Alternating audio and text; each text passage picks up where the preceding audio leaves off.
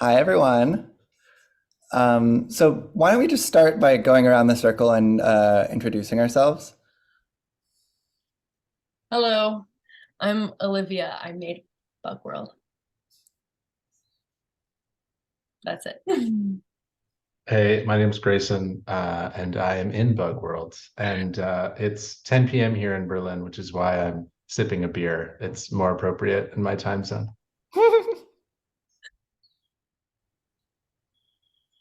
Hi, this is Hiba. I made the Beauty to Excitement meditation portal. You're the first person who's used reverb or delay in there as a voice effect. So amazing work, Hiba, already. Thank And you. hi, I'm Bianca, and I am in Bug World. Made a video, and hello from New Haven, Connecticut. Nice. So I guess my first question will be kind of about virtual space in general. Like, have y'all worked with virtual before, or like how did you end up here? Yeah, so actually Bug World was the first time I ever worked in a virtual space. I'm primarily a photo person, and I think, yeah, I just like for some backstory slash lore, like I have like a meme page and was having a hard time like rerouting people's interest to art stuff. And then I met Sammy on Tinder, and she was like, New York City exists, and I had no idea what it was, and just yeah, it was like an opportunity that kind of like plopped in my lap to reroute meme people to art world stuff. So it was first time for me. Yeah. Hmm. I've been working as a 3D artist for some time, and I was really excited when New York City came into my life and being able to have 3D virtual spaces that are experiential. And I've been really interested in like somatic art and thinking about ways to travel with our minds. So that's what I explored with Bug World. And thanks, Olivia and Sammy, for creating these spaces. And Grayson, I know you did some special code stuff, and like it seems like you've been working with like URL based work for a long time. How does like 3D fit into your practice? Yeah, I wanted to take this opportunity to play with the form, of the 3D space itself, which is like, as you're pointing out, the code involved. And so there's this like button at the back of my little space in the show that maybe we'll look at in a bit. And Yeah, I mean, it was the first time that I like put together an exhibition inside of a space like New Art City, and it was super fun. So for me, it was just like about kind of playing around with that and like thinking about some of the affordances of that versus like putting on a show, in real life and like traditional art. So it's just sort of like having fun with these ideas and poking fun at myself a little bit by like constructing a zoetrope, spinning sculpture of an animated GIF, for example, and putting it into the space. That was really clever. I was super impressed when I found that. But I won't spoil the other special thing that you did with the button. I'm excited to see. Yeah, what about you, Bianca? Have you used a virtual space before?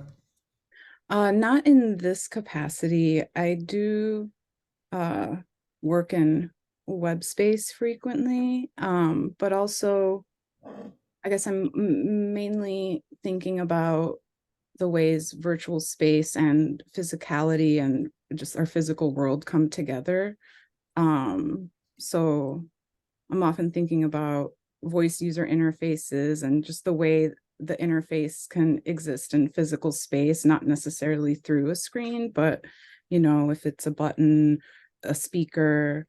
So this is very new in the sense that it is very um uh virtual, but the piece I made is kind of pulling back into the physical world or speaking to it. So I feel like I'm still in that realm, even though it's being presented in a fully virtual space. Totally. I have one more question that's sort of different direction before we go into the space. Since you are all like contributing to an archive by participating in this interview, I want to hear kind of how you view archiving in your own practice or like the function of it more broadly. I don't want to go. I'm not ready. Somebody else can go first. I mean, I like in thinking about URL based work, it's kind of an interesting question because I've made all of these websites over the past years that serve as like, you know, singular pieces. And it's funny, like thinking about how to maintain these things because like, you know, PHP versions go out of date and like the SQL servers that are being used to like store the data also kind of go out of date and out of sync. And so I'm constantly like having to upkeep these things that feel like they should just be perpetually available because they're online. And so, yeah, there's like something to this, like the hidden maintenance of these sorts of works. And I know that like the work that Rhizome does, for example, is really interesting in like making sure that these pieces that were made on like the first Mac, you know, personal computer can continue to run. And that's just like a very interesting topic and practice, I think. Absolutely.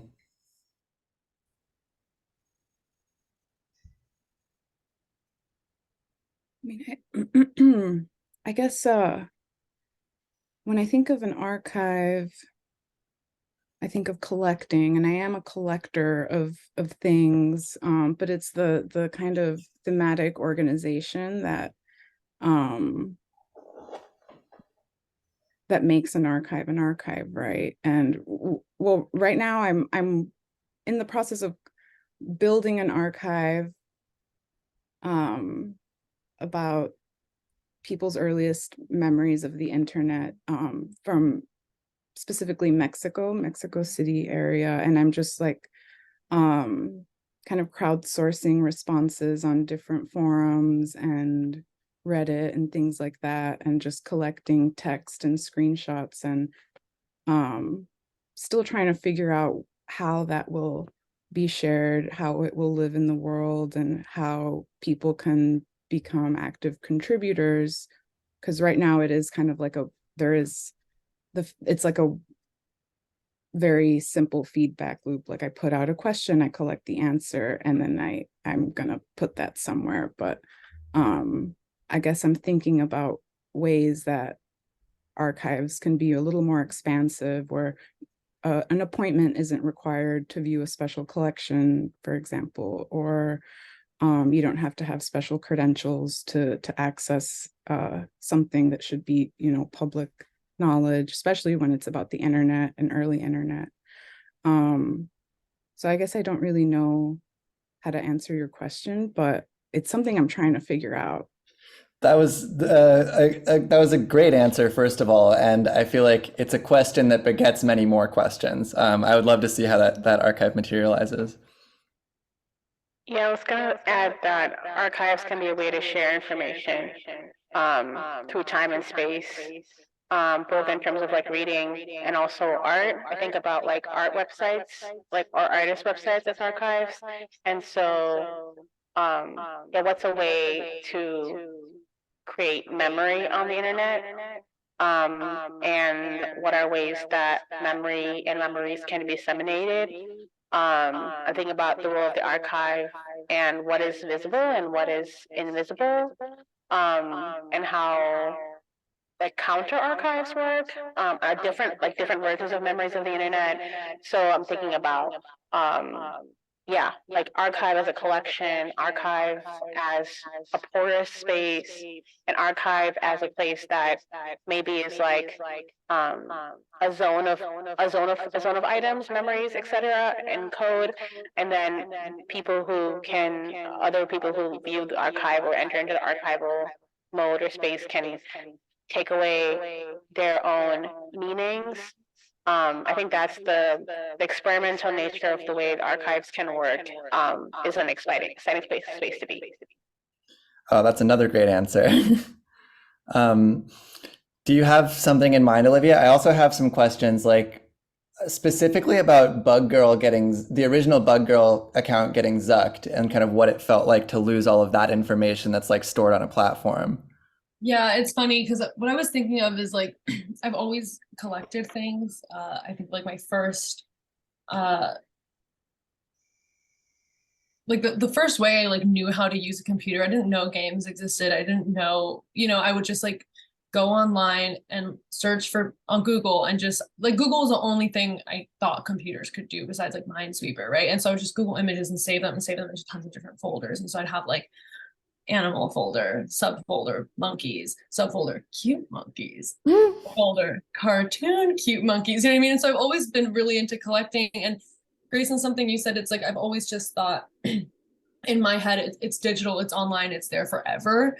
And so I've always I always took collecting physical objects and preserving physical objects much more seriously than preserving digital memory, because to me it's just like, well, it's there forever. And I'm learning now that that's just like not true. And I think like I see a lot of conversations on TikTok specifically where people are discussing internet history, but it's so hard to talk about that because it's like, you can't like MLA format like a tweet you saw a while ago, and those tweets sometimes don't exist anymore. And like entire movements come out of just like, a Tumblr. And yeah, I guess I'm just left with like a lot of question marks on how do you preserve internet history? How do you preserve work online? And yeah, my meme page was zucked and it was tragic for everyone involved, really.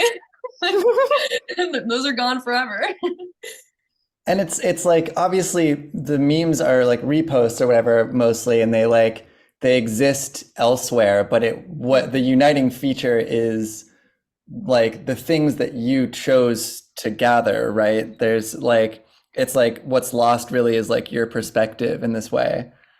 And also like, yeah, yes, thanks. That sounds so smart. But I think also just it's simple how it's really hard to find TikToks. You know what I mean? And Vine being on, like you can find like super famous Vines like Two Bros Chilling in a Hot Tub because it's posted on YouTube a billion times, but there's so many things where like, what was that one? And like you're sitting there Googling like monkey holding apple question mark Vine 2012, like you're trying to find something so specific. And while like that this is, yeah, it's just really hard to, yeah, it's there, impossible to find. Like on your phone, memory becomes kind of synonymous with information, and then suddenly when you're like there's the schism between your embodied memory and the information somewhere, it's really uncomfortable. And like I'm really glad that you're in this show because I think viewing like TikTok as a type of archive and like meme page admins as like curators of that archive is like not a trivial distinction to make. That like this is a type of curatorial labor that's being done and not given very much sort of respect for what it is or whatever. Thank you all for your excellent answers to this question. I'm really delighted. So now I can switch to sharing my screen, and then we'll go into the world.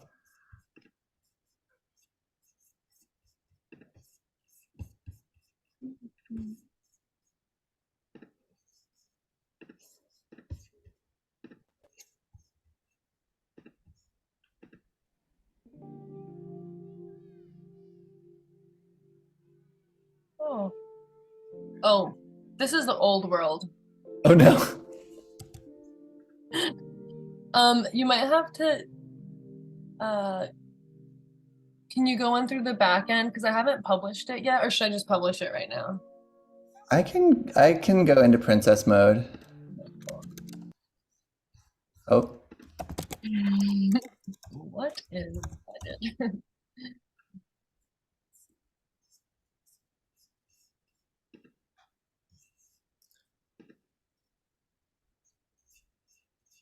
Oh, do I have to go into preview? Yes. Wow, you just haven't published it at all. That's wild. No. So we see this bubble text. Changes. It says Bug World, and there we float down through some really simple clouds. There's like a pale blue sky and a super low poly like grass landscape. I'm looking at these like crayon drawings of theater curtains. I'm seeing this like circle garland of vines with the text hurtling through rose bushes, which I know is a spatial poem. there's this big museum that's also like drawn out of crayon, and then there's a little gift shop with the same textures. Seeing this rotating sphere with all of these little, what would you call those? Like tendrils, like nodules coming out of them, coming out of it. It's like purple and semi-transparent. And there's a sculpture garden with these very like scary looking metallic vines and things. But let's go into the museum first. Oh, let's go to Hiba's because we can see it. What can you tell me about this sphere, Hiba?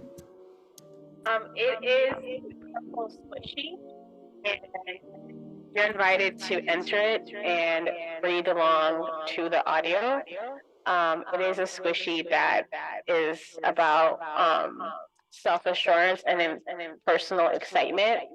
Yeah. Let's go in.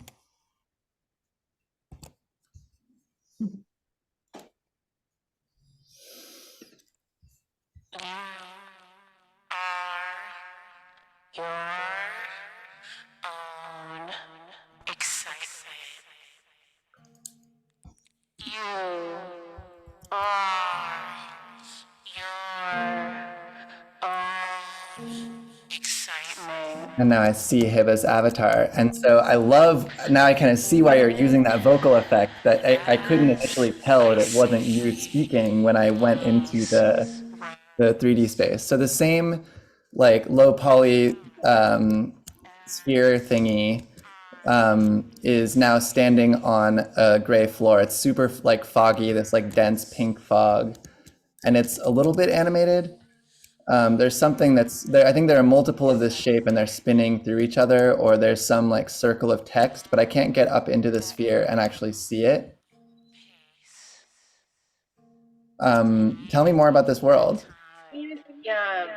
E and C to float up, and then there is purple text that circles that says you are your own excitement, and the center is this slow rotating abstract green and blue shape. Green and blue shape with green in the center and blue at the edges. And the idea is to explore the space while the audio plays. It's designed it so that kind of the exploration viewers end up like deep breathing and kind of slowing down. Yeah, I love that you're kind of like trying to make it like a meditative space where you're exploring a bunch of things in like a narrow range of experience. You with your body. Yeah, it's nice to be inside of this sigil shape. And what is, it's kind of, I guess if I stand like right here, I can maybe get like snippets of the text. You are your own excitement. Or your own excitement. I see. I really like this curly font too. I remember this having a lot of polygons. Yeah.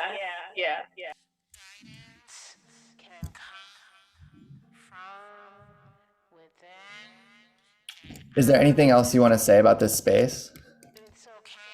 I think that's what it is.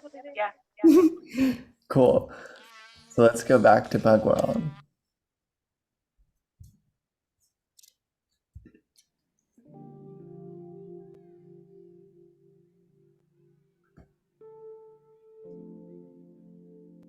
Now I'm going inside of the museum, and this hand-drawn little bug character, these like black line drawings that has like an abdomen and not six, but oh no, it does have 6 legs, so it is an insect, and these little blue wings, and then it's like green highlighter is scribbled through the head and the body. And I think this is Olivia. This is your avatar, right?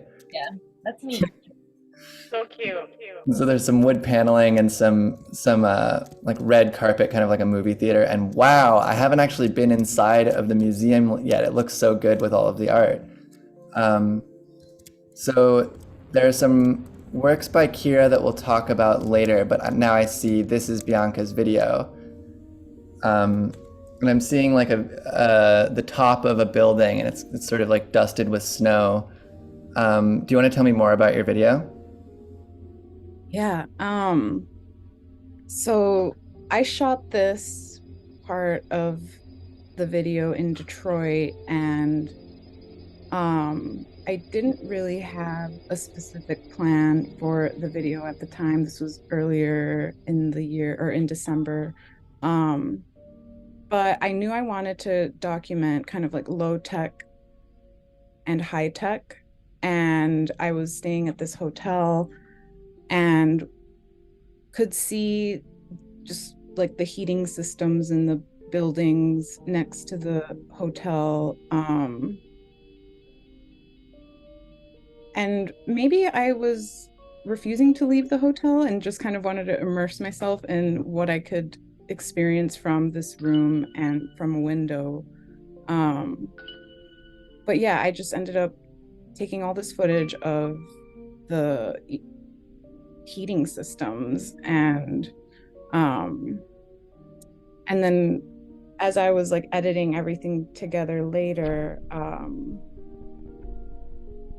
I guess I was just thinking about how much money is needed to just survive today, right? Just for basic things like keeping your house warm. You need money to be online. You need to pay an internet bill. You need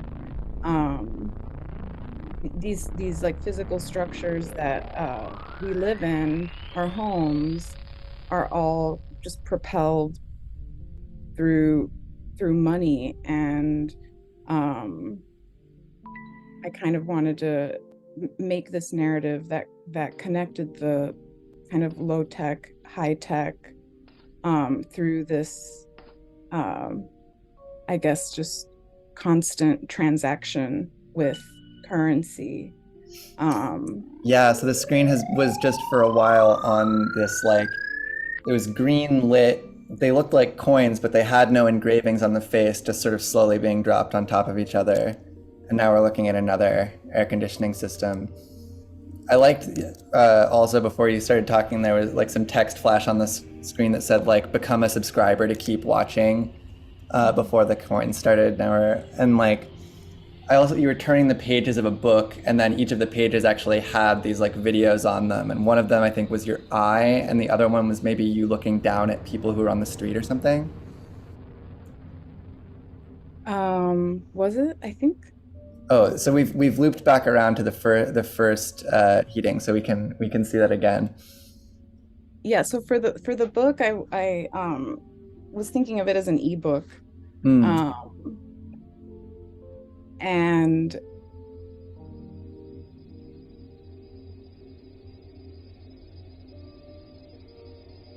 this moment here, I was envisioning as everything's kind of charging up, loading up, and the whole screen kind of goes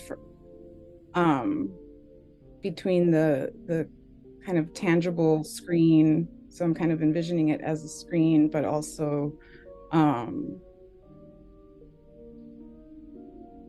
It's like a screen within a screen almost. There's like a black rounded background as you're turning through the book. And I see now that it's just like close-ups of these AC ducts, and I see like a Ring doorbell.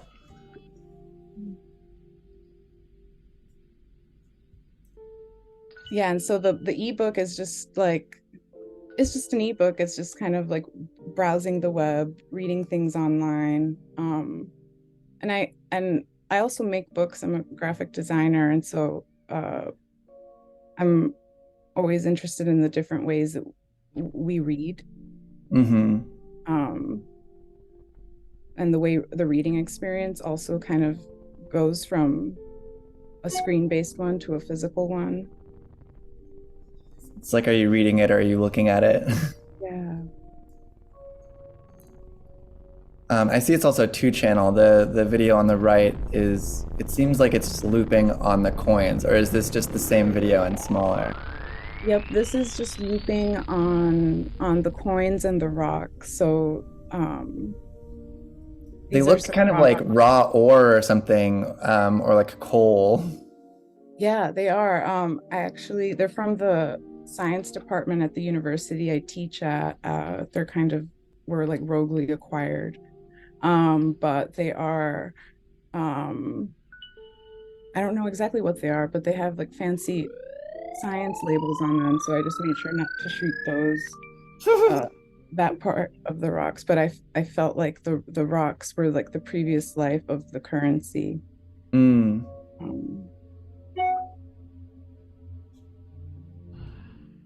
I love roguely acquired. Oh man, I'm seeing a very famous GIF in a we're going into Grayson's room and the floor shifts from the red carpet to this checkered floor, and we still have the wood. We have this projector, and it has a nice little, you can see it like beaming onto the wall with a very clever little transparent shape. So, and it's projecting this video of like a white rectangular diving board off the top, like the top center, and men in suits just keep walking towards the end of this rectangle and falling down into a pile on like a little white square down below. And then it's like has the nice like ragdoll simulation, so they just keep falling off into the void. And then in this fancy frame, we see the famous GIF of Homer Simpson slowly backing into a hedge. And then I suspect that this is going to be a zoetrope of the same GIF. Oh, that is so cool. So what happens if no. To use like this optical phenomenon in a simulated optical environment. It's really clever. So tell me about this juxtaposition here, Grayson. Like, why did you select this GIF, and how do you think it relates to this physics simulation? Well, I mean, I just thought that it would be fun to like think about like we create these virtual worlds, and then inside of them we like reconstruct, homes and like familiar environments and like kind of physical systems, even though it's not necessarily like it's not necessary, I guess. And so there's something to just kind of like pointing to that I found kind of funny. I mean, I guess like on the one hand, it's like maybe a silly joke or something. But yeah, just like the fact that like a projector in this virtual space is like strictly unnecessary. But to like point to that kind of like traditional art infrastructure anyway. And then, yeah, like just to recreate a zoetrope is like a totally frivolous idea, because like it was like the original animation, and now of course like we exist in a world of moving images everywhere. But then there's like something kind of insufficient in the virtual space to like fully view the zoetrope perfectly, because like there aren't enough like there's not enough persistence of vision or whatever to like totally see it as you would IRL. So there's just something kind of funny to me about that, I guess. Yeah, I mean, I love that because it's like you're doing this with the fake projector, and you're also doing it with the very classic like gold leaf embellished frame, and then going even more meta, where you clearly have done a screen recording of the zoetrope and filmed that. I'm a huge fan of like infinite recursion like that. And I'm seeing an arcade cabinet that says launch a banker, and there's another one that says I weigh whoops. Oh my god. So these are two games that I had made previously, and I thought it would be they're like URL based, just sort of like one hit websites. But I thought it'd be funny to build like arcade cabinets so that they could be approached in the space, and then they'll just take you to the web page if you like click through them or whatever. And I Weigh Whoops is a game about art destruction and like the perceived value of art, which felt kind of appropriate to put in this space, because it's a game about breaking Ai Weiwei vases, which is something that an artist did in Miami a while back. And then like bringing that into the digital space is like, if you're sort of breaking his intellectual property in a digital space, like are you actually destroying artwork? Like where's like the schism there, And the same, it's maybe it like draws into relief to like, is copying stealing? Right, exactly. And I mean, I'm all for launching bankers. Is the banker character similar to the guys in suits falling off into that pile? Yeah, same character. And so now there's another little alcove with like black walls, and there's a bunch of caution tape that says warning. And so I refuse to heed the warning. And I'm being invited to not press this button. And I think maybe because we're in preview mode, it might not do what we expect it to do. It does. You just have to walk right through it. Right. Oh. Oh no. They told me not to do it. Now the little meter in the left that shows the frame rate is getting all messed up, and uh-oh. These two different like swirling, 3 or 4 different swirling semi-transparent spheres are now kind of like all overtaking the world.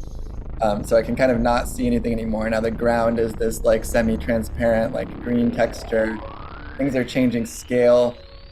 Oh my God, the room is getting huge. What did you do, Grayson? You can always refresh to get out of it. Yeah, I figured that we could stop it, but tell me about Grayson, why did you break my beautiful website? I know. It's because it's so beautiful. Yeah, I mean, I just wanted to like interact with the materiality of the space itself, which is like, you know, when you get right down to it, the code that constructs the place.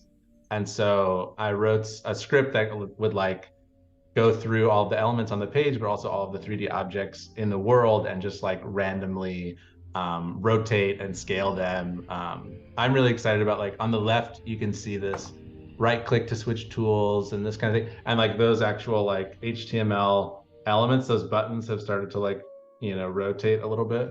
And like the chat bar in the very bottom left corner is also like rotated. Oh, So wow. Yeah, that's so good. Yeah, and I can tell you that this is the first time anybody has attempted something like this, so congratulations. I'm very happy to hear that. I mean, now I want to explore it. Oh my God, I'm inside the studio. This is amazing. Wow.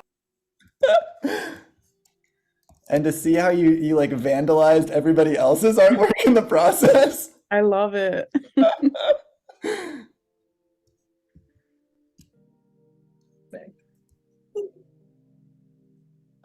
When I was navigating your like hacked bug world earlier, your mug that's in the gift shop that says the future is eco-terrorism was just like huge, like an overlord of the entire world. It was really bonkers.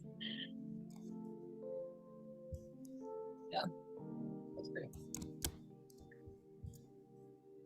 So thank you for allowing me to temporarily destroy the world. Oh wow, now the chat bar has moved into the center of the space. Yeah, this is really fun. I want to try using this code on one of my other rooms. Feel free.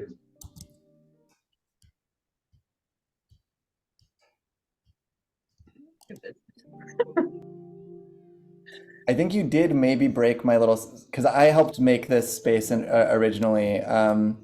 And I guess I didn't also identify these little cute drawings that Olivia made that are like crayon drawings of these smiling little flowers. And there's a cloud that's bouncing on a trampoline, and I made it so if you're, oh no, it still works.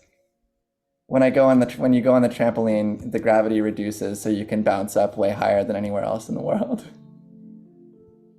Or maybe not. I just maybe made the Yeah, I gravity. think it's like kind of the same all over the world. But it's it's just thinking that you're jumping on a trampoline. It's the fun part. So It felt like jumping for me. yeah. I know. I like to go into bug world really early every morning and get my workout in.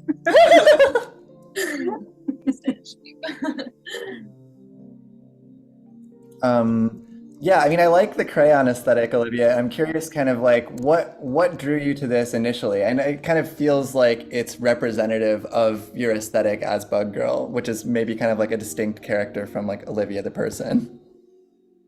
Yeah, I think of well, first of all, it's like my limitation. Like I couldn't possibly draw better than that.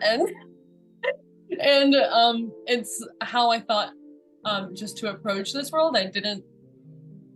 Well, okay, also a side note. I think play as a really like potent access point to art world stuff. I think we all agree like the art world can feel like very stuffy and impenetrable. And I think like I talked about earlier, my audience is around for a good time and they're on a meme page. And I thought that by kind of extending that that sense of play and humor would kind of draw more people in. So that was really one part of it. I wanted to feel like a game. So yeah, I think of it as an access point. Obviously not in like I know they're childish drawings, so I'm not trying to like dumb anything down. I just think it's like fun and it's just nice to be in. It is fun, and I think the sort of shift in tone from like being outside to being inside is really nice. Where like the floors kind of ground you in a different. It's like, okay, I do feel kind of like I'm in a gallery when I go inside, but it's so much more like playful outside. Yeah, and while the portals and the work all I don't use this like playful aesthetic in a way to not take the work seriously, because I think all the work is like obviously really smart and serious and good, and but I do like the idea of having like I think a lot of times in virtual spaces, for people who haven't spent a lot of time in them like myself, I can get kind of confused, and so I think it was like fun to try to do like a one-to-one, like this is a gallery and here's the floor and here's the ceiling and like this is the world and here's the gift shop and the very obvious theater.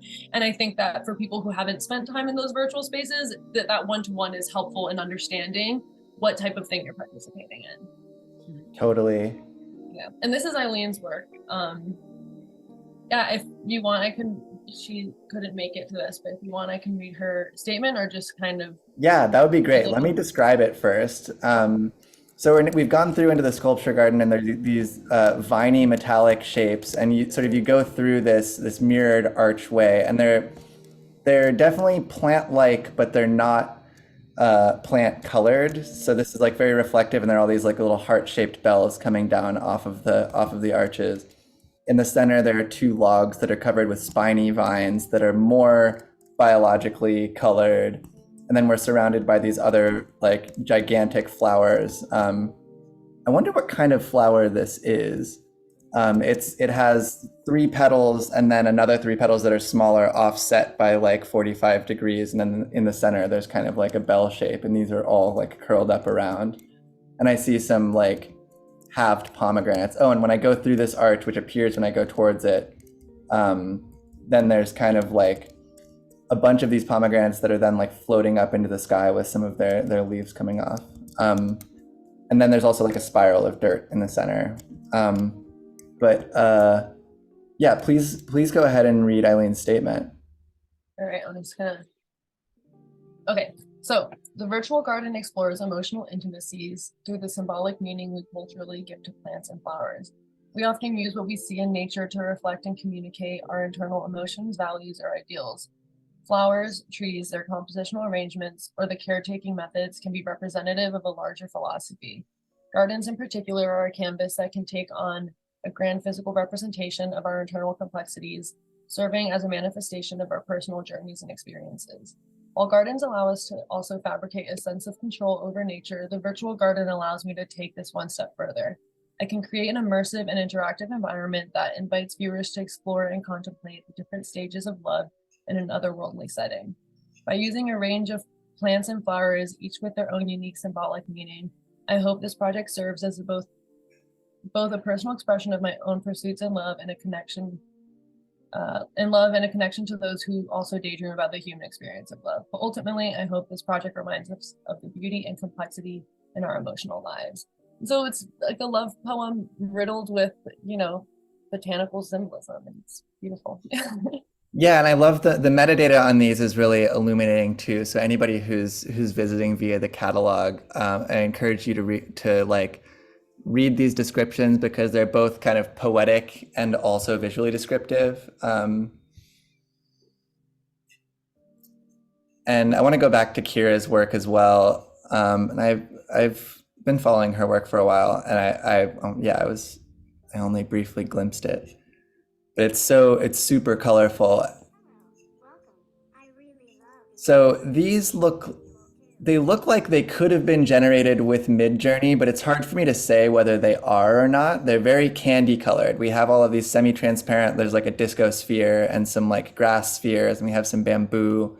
And then there are 3 large square images, and then a few of these same images are like rotating spheres. So the first one I'm looking at is like a bald head that's kind of, and the chin and neck and torso are painted in this pink, and then the rest of the face is in this like reflective blue, and there's like a green grass background with some blue sky, and it's where like over the eyes are these big like coverings that are very like spherical or like rock like, I guess, and they're this like reflective fuchsia color, and it's wearing a furry hat. And then next to this looks very AI.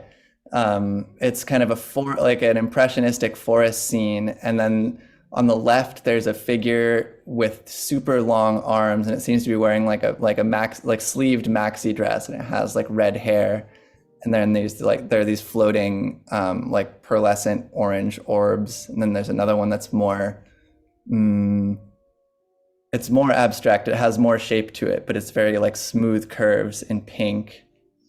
And then the last one that we're looking at is these twin, like older femme figures with pink hair with bangs, and they're making these kind of inquisitive faces, and they're dressed in this very like, it's like glittery, or like, what's that stuff that you like, those like, what's that plastic stuff called that you use to like decorate for a party? It looks like they're made out of that. What is that? Foilish.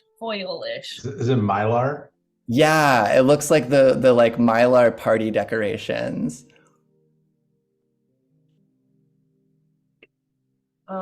I spoke to Kira before this, so I can speak a little to her work if that's all right. Please, yeah, that would be great.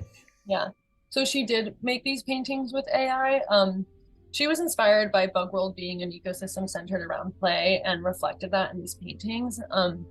They're very process-based images. They're not made with a final image in mind. She'll see a detail IRL and kind of chase that detail down the AI rabbit hole, and play with the colors and textures and everything, creating a world. She sees AI as a collaborator in world building, and finds it really important to build worlds that reflect eco-friendly, happy, and gender expansive spaces. It feels to her, she says, it feels very in opposition to a lot of her other work, which is really serious and based in real life stuff, some heavy real life things.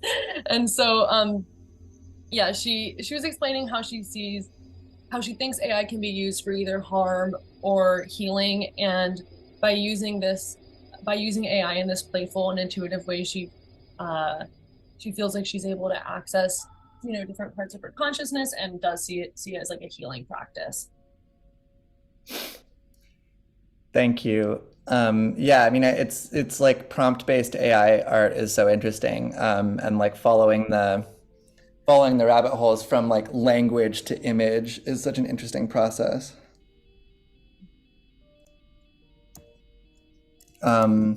So is there anything else in or about the world that you want to speak to? We haven't gotten into the gift shop yet. I know Grayson has an eco-terrorism mug here.